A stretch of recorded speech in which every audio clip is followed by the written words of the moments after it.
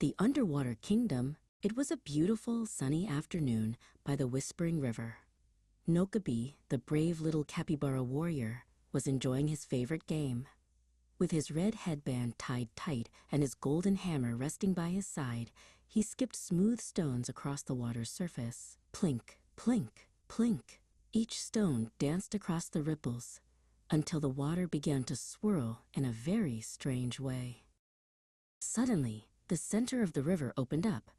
A magical, sparkling whirlpool pulled Nokobi right off his feet. He wasn't scared, though. He held onto his golden hammer as he tumbled through a tunnel of bubbles. Down, down, down he went, past the roots of the trees and deep into the hidden heart of the world.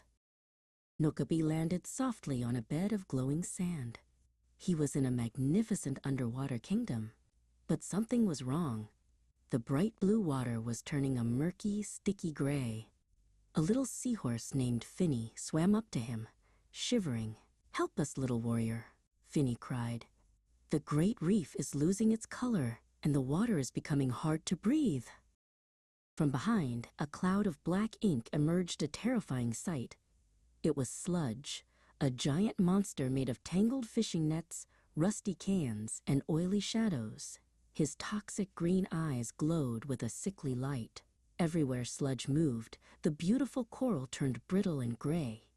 He wanted to turn the whole ocean into a giant scrap heap. Nokobi knew he couldn't fight this much pollution alone. He reached into his pocket and pulled out a tiny, dark blue toy block figure. It was Splash, the water ninja. She was no bigger than a pebble, but she held a great power within. "It's time for a friend to help," Nokobi whispered, holding the tiny figure up high. Nokobi took his golden hammer and gave the tiny toy a gentle tap. Clink! A burst of sapphire light exploded through the water. The tiny toy began to grow and change, spinning faster and faster until the light faded. The golden hammer's magic had worked its wonders once again. Standing before Nokobi was the life-sized block ninja Splash. She was made of shiny, dark blue plastic and had a perfectly cylindrical yellow head. Her sea-shaped claw hands gripped the water like she was part of the sea itself. "Ready for duty, Nokobi," she said with a confident nod. "Let's clean up this kingdom." Sludge lunged forward, throwing globs of oil, but Splash was too quick.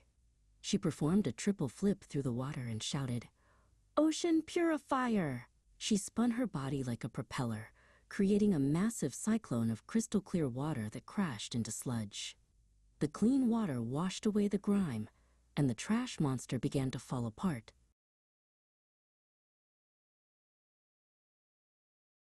With Sludge gone, the gray coral instantly burst back into vibrant pinks, yellows, and purples.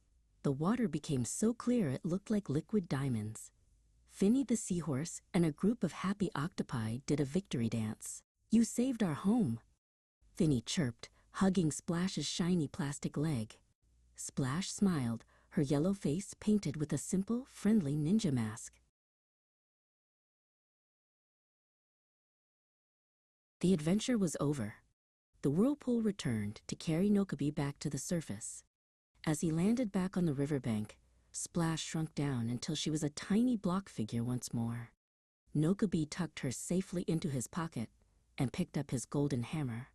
He looked at the river and smiled, knowing that even the smallest warrior can protect the biggest ocean.